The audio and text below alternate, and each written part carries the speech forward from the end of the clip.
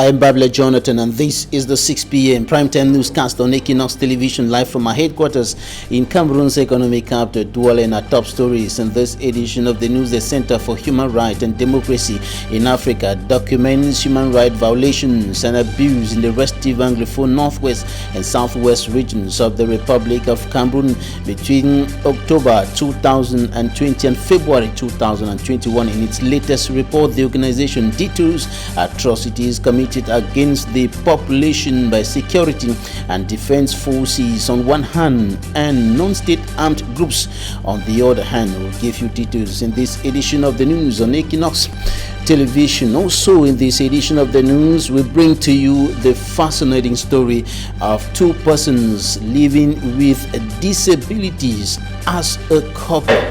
You hear that story in this edition of the news. And out of the country, gunmen are reported to have killed at least 13 persons in the latest attack on a school in Zamfara, northwestern Nigeria.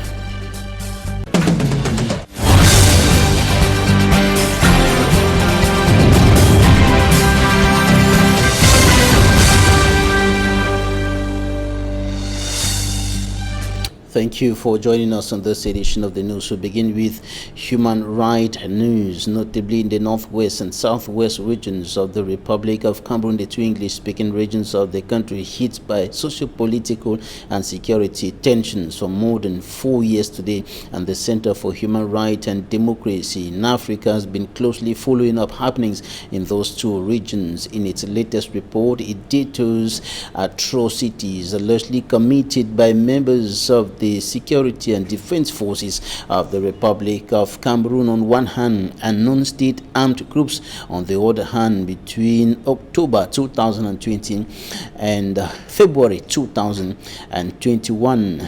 The human rights officer of the Center for Human Rights and Democracy in Africa spoke to us. Take a listen. Center for Human Rights and Democracy in Africa. This evening, we just issued a report on the human rights situation of the northwest and southwest regions of Cameroon. And this report details atrocities committed against the civilian population by the defense and security forces on one hand and the non-state actors on the other hand. This report focuses on events from October 2020 to February 2021. And some of these atrocities include, among others, extrajudicial executions, arbitrary arrests and illegal detentions, retaliatory attacks, the use of improvised explosive devices, torture, wanton destruction of property. We also documented cases of attacks against schools and arson of homes and villages, as well as abductions and kidnappings. In the report, we also shed light on some of the actions of the international community and the recommendations on how to resolve the crisis in Cameroon, and we ended with recommendations to the stakeholders on how to ensure accountability, justice as a step towards finding a solution to the crisis in Cameroon.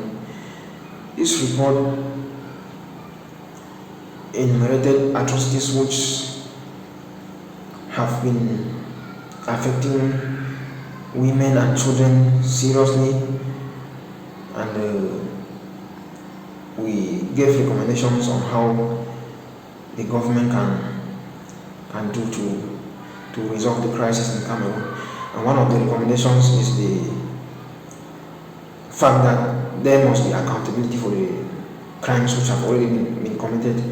And we commended the government for the actions they took by investigating the Ngabu massacre, which identified 3 soldiers, and these soldiers are under trial for killing at least 21 unarmed civilians. And we recommended to the government to ensure that every other atrocity that has been committed in the crisis should also be investigated, and all the the perpetrators involved to be brought to book. Thank you. Akem Kelvin Nkwine, Human Rights Officer of the Center for Human Rights and Democracy in Africa, speaking there, will bring to you greater details of that report in subsequent news editions. In the meantime, we'll talk about another problem that is further compounding the living conditions of inhabitants of Limbe, the southwest region of the Republic of Cameroon. This is a problem that is almost fast becoming permanent across the Republic of Cameroon, from the big cities to the hinterlands. Inadequate water supply is a major problem to the population. Our correspondent in Limbe, David Sinmaimo, reports on the situation in that part of the southwest region.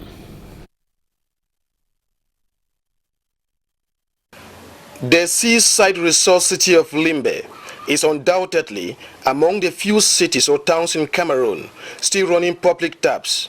Inadequate and regular flow of potable drinking water remains a serious issue, despite being blessed with so many streams and rivers.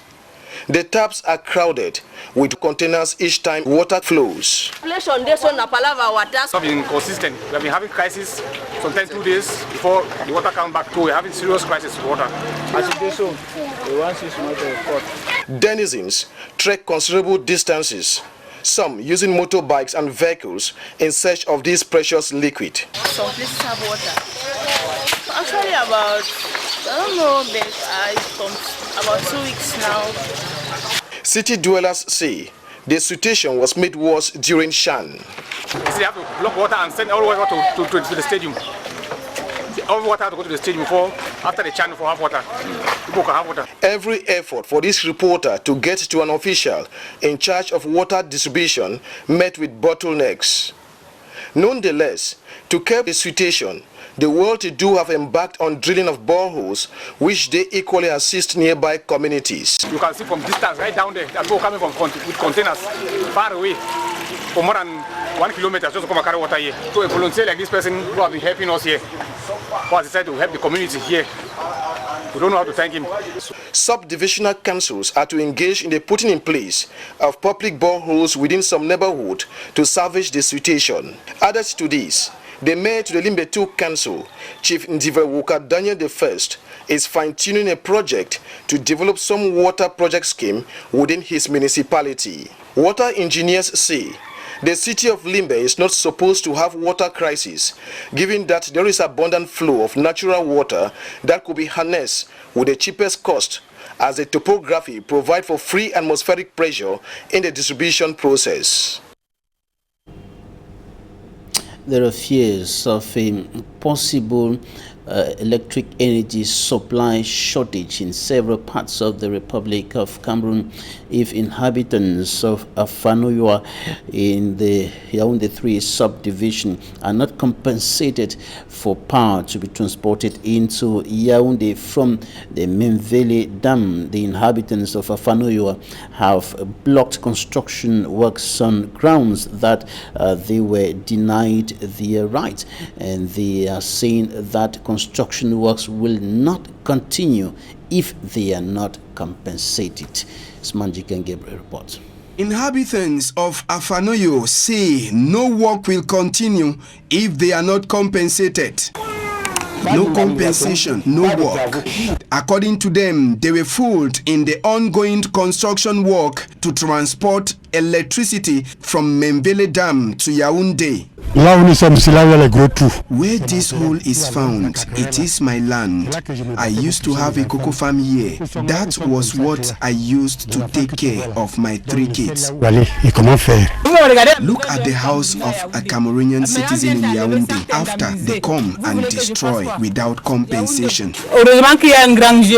After suffering from many damages, the victims are in desperate need to be compensated. J'ai 3 maisons. I have 3 houses here. They want to remove us. Where are we going to stay? No compensation, no work. Passé en haut de nos maisons. We used to have a medicinal plant here. Unfortunately, due to the ongoing work, all have been destroyed. Je suis veuf. I am a widow. I have children to feed. No payment, I will die. Les avocats, tout, plus de 500 mètres carrés. For their voices to be heard, the victims suffering after the land were seized block ongoing construction work, forcing the project manager to descend to the field. The PM has given me instructions to accelerate your payment. The money is already available. Immediately the order is out, I will pay all of you. We need your indulgence, but before the electricity line passes, you will have your money. Avant que la vraie ligne passe, vous serez déjà indemnisé. Mais il faut commencer par mettre les pylônes. The population, after listening to the project coordinator, say they have been so patient waiting for their compensation. 2 mois c'est trop, je peux mourir. 2 months is too much. To say that the pipes will pass before paying us, I say no. Avant de nous payer, je dis non. Mon frère. The head of the project will further tell the population that if the energy from Memvele does not reach Yaoundé by June, Cameroon will be in darkness. Before Afanoyo 2 in Yaoundé 3 subdivision, it was the population of Konzok at Nsimalen who protested to demand for them to be compensated. We stopped the transportation of electricity supply from Yambezang in the south to Yaoundé in the center region. Craftsmen in the west region of the Republic of Cameroon say the COVID-19 pandemic, the exportation of quality raw materials and non-consumption of homemade craft products are factors that enhancing or better still contributing to the death of the craft sector in that part of the country. They were speaking during the inauguration of the craft center of the region, and that center was inaugurated 11 years after the foundation stone was laid. Equinoxe reports. The West Handicraft Center finally witnessed its inauguration 11 years after its foundation stone was laid. This structure that swallowed the sum of about 7 million francs CFA had its realization deadline extended several times. Avec l'inauguration du village artisanal régional de Bafoussam aujourd'hui, despite the delay to construct this handicraft center, there is need to express delight because the center will allow enough room for the diverse communities in the West region to expose and showcase their cultural treasures and results of their craftsmanship. Dispose de trésors artisanaux et culturels. It will also serve as a tourist attraction.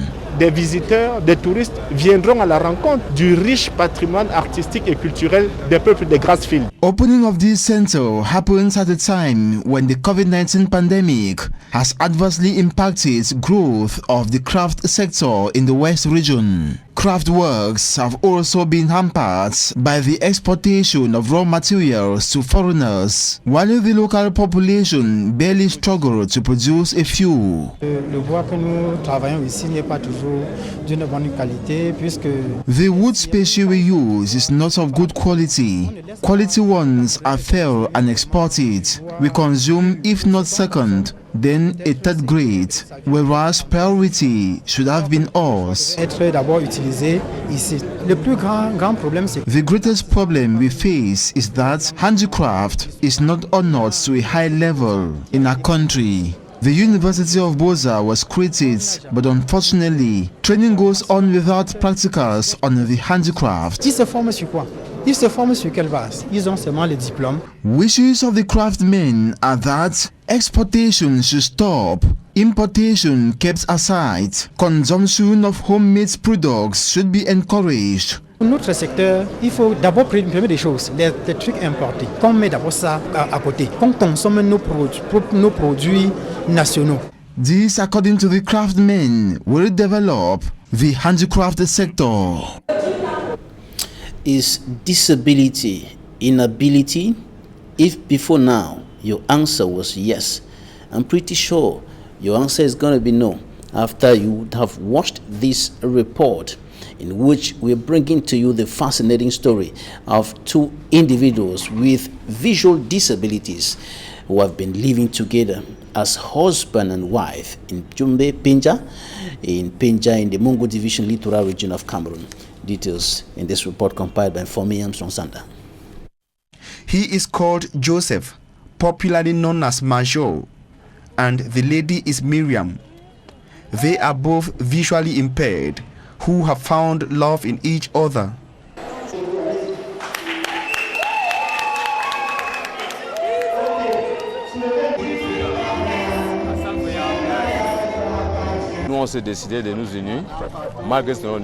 We have decided to love ourselves despite our physical challenges. We truly love each other. That is why we are here at the council.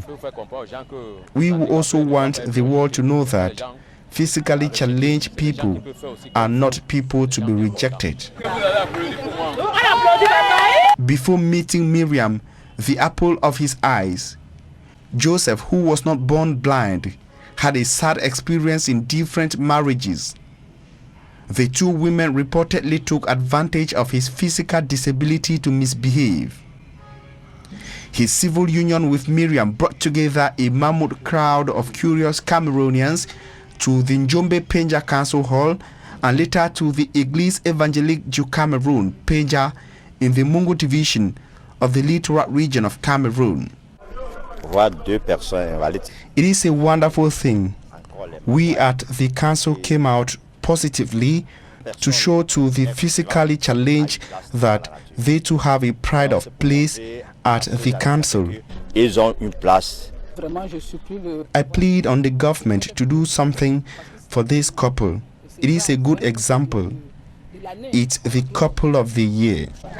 Life is, however, not rosy to the couple whose petty business suffers serious setbacks because of dishonest Cameroonians who dupe them on daily basis.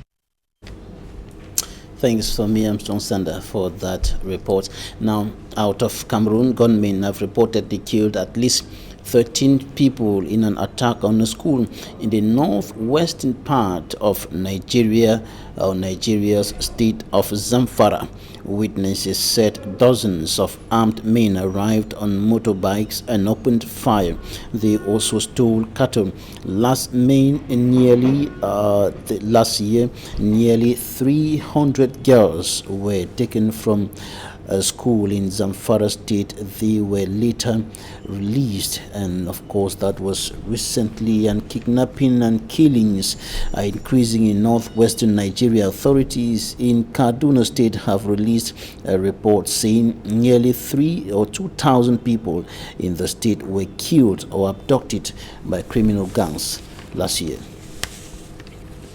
And in South Africa, police is now investigating the killing of a bystander during a protest of university students in Johannesburg. The victim was shot while coming out of a clinic, and he reportedly died on the spot. South Africa's police minister, Bekkie Cele, has said there is no explanation to the killing. He adds that someone went crazy during the protest in Johannesburg, leading to the shooting. According to the minister, accusations of police excesses when dealing with black populations were becoming difficult to defend. And that's it for the first part of this newscast. Talking Point is up next.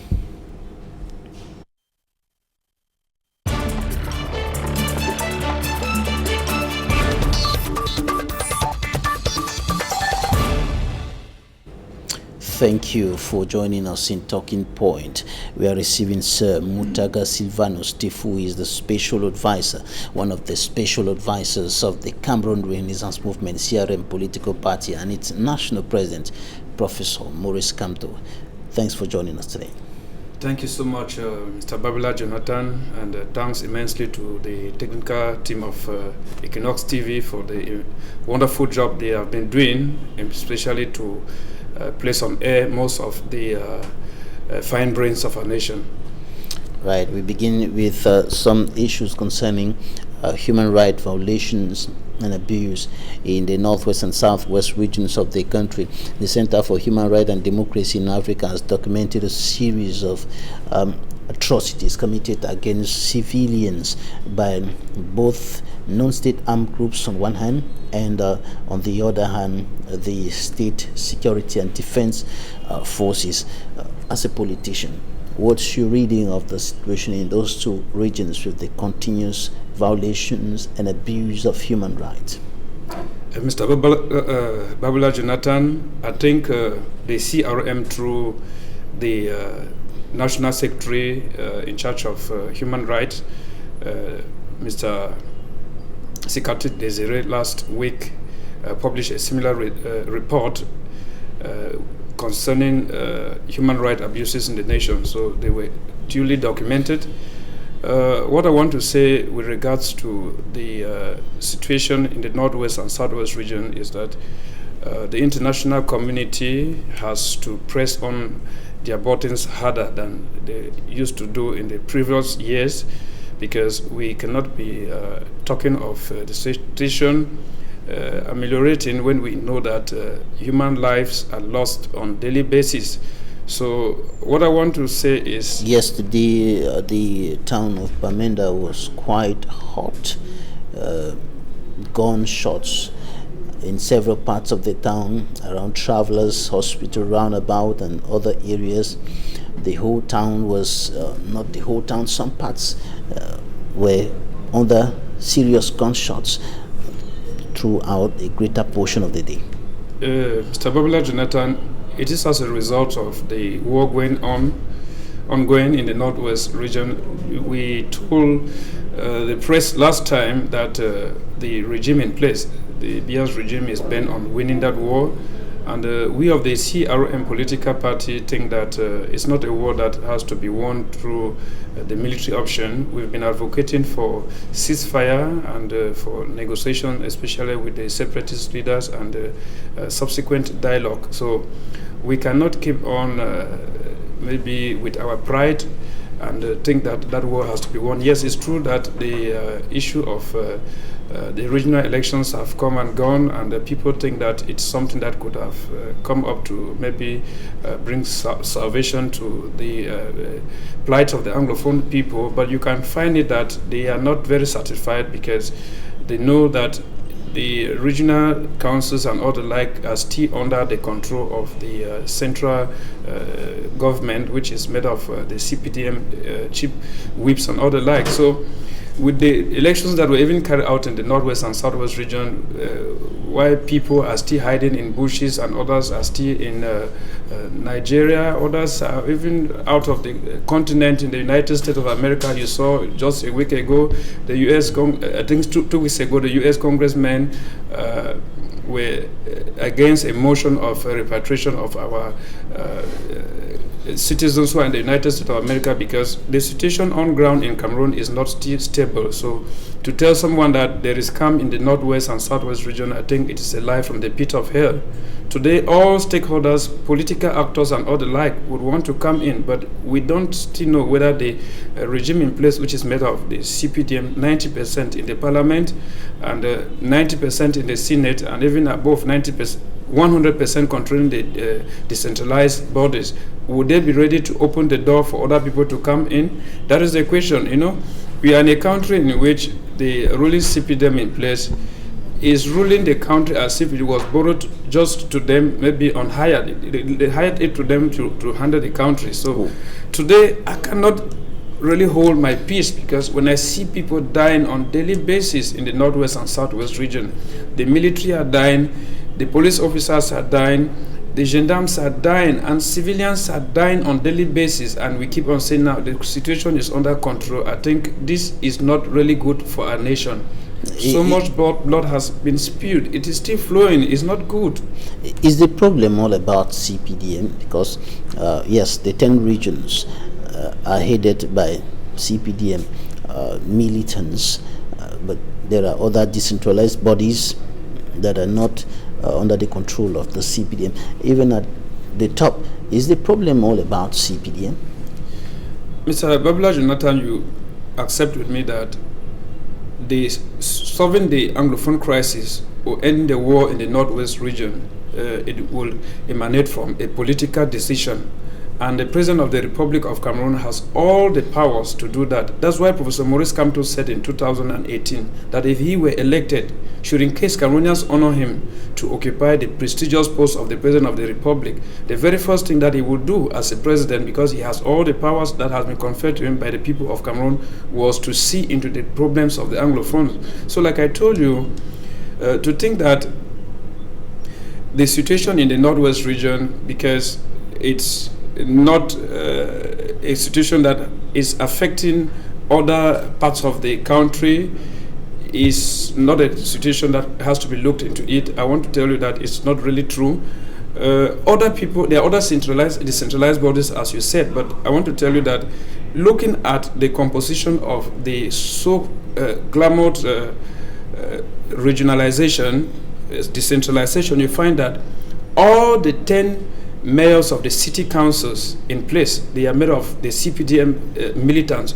They refuse the consensual reform of the electoral system because they didn't want to open a transparent door for other political parties to come in. That is why you see that they had to pick some of our militants like Professor Alain Foguet, Mr. Bibum Isaac, you have Zambwe Pascal, Solomon Bias and others who are still in prison, kept them there. Okay, now they have finished organizing their so-called sham of regional elections. Why are they still keeping our militants in prison? That is the question right now. Why do you call the regional elections sham? Why do you refer to it as a failure? It's a whole sham because months later, people thought that it was going to be the panacea. It was like that magic stick that would be used maybe just to calm down the tension in the Anglophone regions, but you still find it tripled. But the regional officials are just getting to work, and some of them, like the Northwest Regional President or the President of the Northwest Regional Assembly, Professor Ngwafo, will tell you that it's progressive. It's not like a magic bullet, a magic stuff will just bring the solution in a twinkle of an eye. He says it's progressive. I think those are the words of a politician that wants to protect a regime in place. When they talk of administrative decisions, that there are certain administrative decisions which need urgent measures. They say desperate situations trigger desperate measures.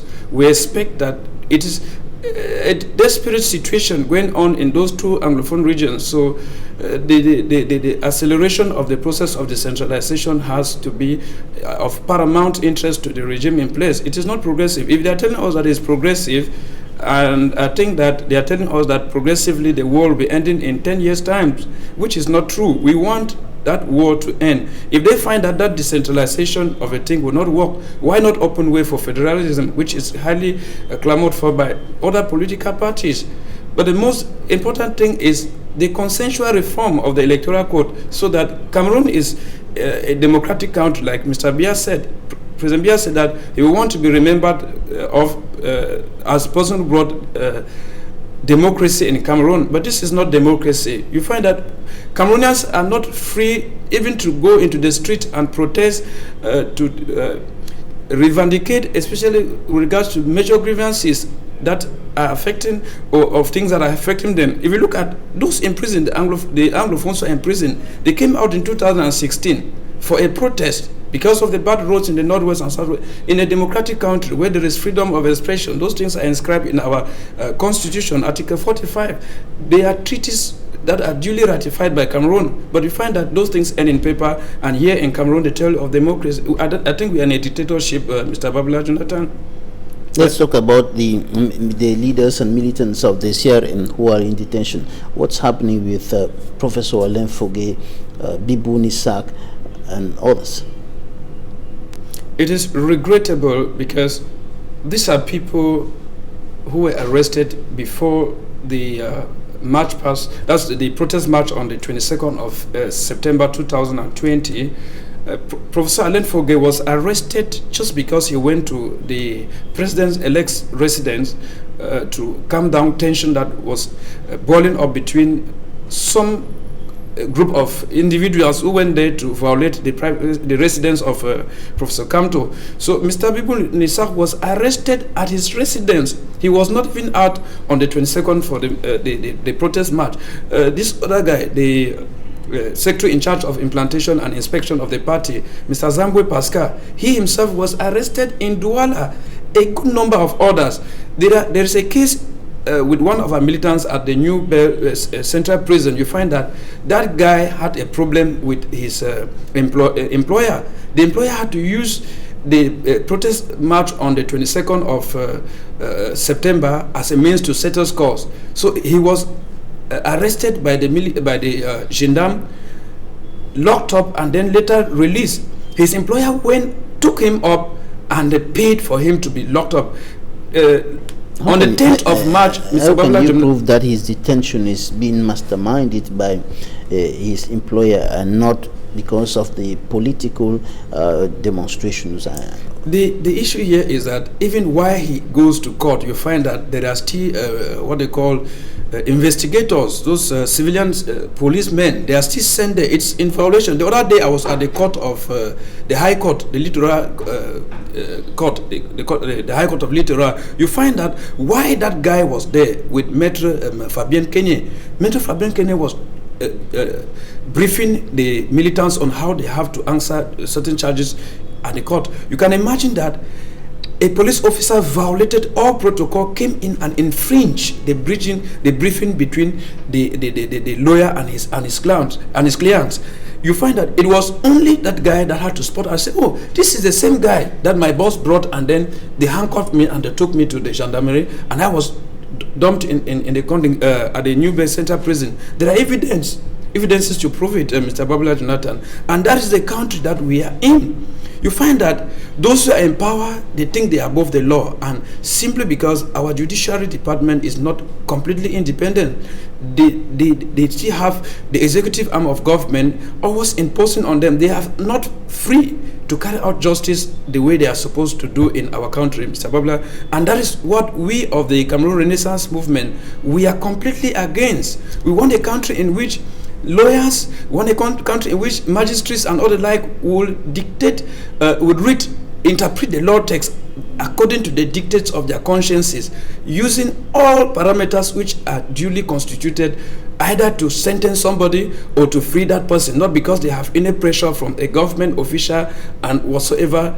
If not, they will be sacked, or if not, they will be demoted. If not, they will be transferred to remote areas. We know that for certain. What exactly are the judicial or administrative authorities saying about the reasons for their detention? Mr. Babula Jonathan, I want to take my case for one. While we were at the Kondenge Central Prison, no, our case had almost about 21 adjournments. So why at the courts of at the High Court, the full High Court in Yaoundé, most of those judges, after due pleadings by our lawyers, would tell our lawyers behind that we know that what you are saying, these guys are innocent, but we cannot do anything. You know, this is a political case. So if you are talking of the case of Professor Alain Foguet, Mr. Bibu Nisak and the rest, it does not depend on the lawyers. It depends on the political will of those who have arrested them and dumped them in prison. If they decide that, okay, they have to leave today, they will leave. But our lawyers are doing their work. They are professionals, and the party is doing everything possible. We are disbursing money every day on daily basis.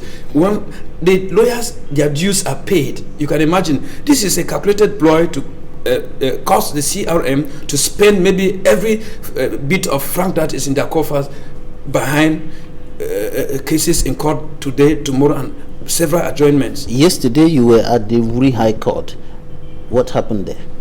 At the Wuri High Court yesterday, we were there with about 6 lawyers led by the barrister Fabien Kenye and several other militants who came there to support the 24 that were supposed to appear.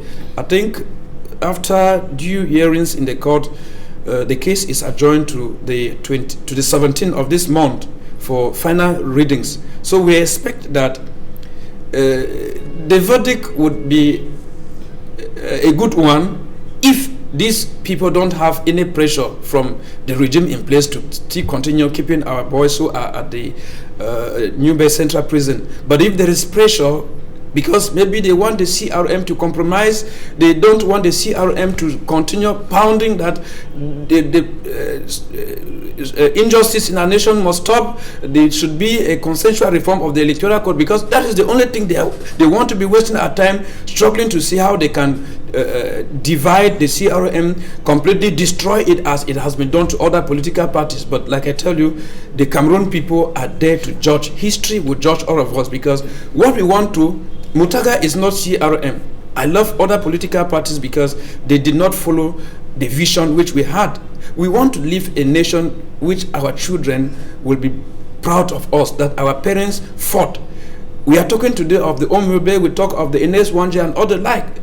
They fought and stopped somewhere. Others have to continue. But it is regrettable that those who are still against the struggle of the total liberation of Cameroon are Cameroonians themselves. Because I don't know why, after about 50 years of independence, look at the vaccine. Last time we saw the Minister of Scientific Research brandishing on a television platform that there was money that they disbursed money for research and other like, and finally you heard everything died down. You find the other day there was a cacophony when I heard something came out from the drugs that have been produced by Cameroon, notably within the framework of the fight against coronavirus, but away from that, about the issue of struggling for a better Cameroon, struggling to save Cameroon from the plethora of political, economic and social problems affecting the country and her people. What is the next step that you at the level of the CRM political party are planning to take after the protests that you organized, so you orchestrated in some towns of the country twice? And what's the next step? Is that all about the struggle? Where will you continue next? Mr. Babula Jonathan, a political party is created to ascend right up to the supreme magistracy of the nation, to conquer power. Marches are just part of the activities of a political party. The CRM has demonstrated out of good faith to all, before the very naked eyes of all Cameroonians, that they have a genuine will of effecting change in our nation. So many of us think that the CRM would have to be pressing hard for the Anglophone crisis to come to an end. We'll be pressing hard for the reform, consensual reform of the electoral code. With that, we have other parameters. You know, we are in the modern age that politics has other things that have to be done. I think the diplomatic aspect of it, we need to mutualize our effort. The president of the Cameroon Renaissance Movement, His Excellency Maurice Kamto, just made a call last time to all other political actors of the opposition for them to mutualize their energies for the consensual reform of the electoral code system. But it's regrettable. We only hope that it will be done. You know, when you are in a country like Cameroon, that opposition leaders, parties are just created not just because they have any genuine will to ascend to power, but just because they want to legitimize the false concept of democracy in Cameroon. You know, it's a Herculean task. It is a tedious task for the genuine political parties maybe to break out, because others will be there like detractors and other like, and will tell you that the electoral system is not the necessary thing that has to be done now. You only need to ask your militants to go and register and vote. Remember, that voting has been done. In as much as in 2018, millions voted for the Cameroon Renaissance Movement candidate for the presidential elections. But the elections, what was the result? They were rigged. So because of the electoral system that was not very favorable for the genuine verdict or results that came out from the polls to be proclaimed, so that there should be general jubilation all over Cameroon. I can remember after the election organizing body Elections Cameroon is already undertaking some move with its regional branches in view of a review of the electoral code of the country. Sir Mutaga Silvanus Tifu, special advisor of the CRM political party and its national president, Professor Maurice Kamto, thank you for joining us today. Thank you so much, Mr. Babula Jonathan. Let me greet His President, His Excellency, Professor Maurice Kamto, and my very good friend, Mr. Ngo Vites, and His Royal Highness von Aben Henry Aben of Kruku Village watching this program. Thanks, ladies and gentlemen, for staying with us. Equinoxe is up next.